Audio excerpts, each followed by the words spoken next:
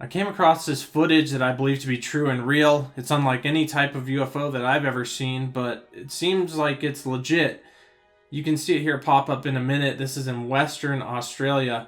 As you can see, there it is. It's pretty strange, and it morphs, and with the sky in the background and the lightning, you would think that it would identify if it was a fake a lot easier, and it would be a lot harder to mimic that thing with things going on in the background if that was something implanted in the video that someone made. And biblically, we know that there's strange things that go on. There's a couple verses I want to mention here. Job 2 verse 2 says, "And the Lord said to Satan, from where do you come? Satan answered the Lord and said, from going to and fro on the earth and from walking back and forth on it."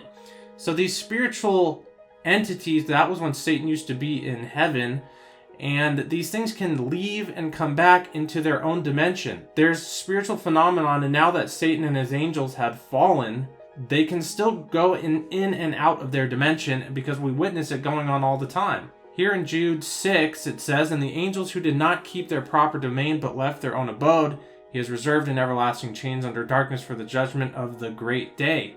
We know in Genesis 6:4, "And there were giants or Nephilim on the earth in those days," but I believe the Nephilim were actually the fallen angels. "And also afterward, when the sons of God came into the daughters of men, and they bore children to them, those were the mighty men of old, the men of renown." That's what I believe the giants were. The Nephilim were the fallen angels. But these things somehow can go in and out of their dimension. We don't know how. And this is pretty good footage of one that I haven't seen.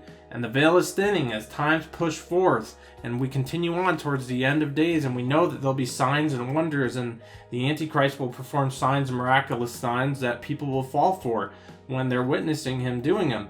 And we're starting to see this veil thinning of that dimension. We know CERN is trying to break through that dimension as well. And there's rumors of that CERN has made contact or witnessed entities in different dimensions. As we see the times getting closer to the end, we're seeing this begin. I mean, this is exactly what was going on in the earth back in those days. We see how these monolithic sites were built, completely impossible, that we could not even do today, and they somehow did it back then. And there were these things living on the earth, the gods of old, that the people back then worshipped as gods. They were going to and fro on the earth. They were cast to the earth. And just like in Genesis, it says there were giants on the earth in the days of the flood, and even after those days. So they existed even after that. And that's how some of those monolithic sites were built after that. So we don't know exactly what these things are. They're not from a different planet.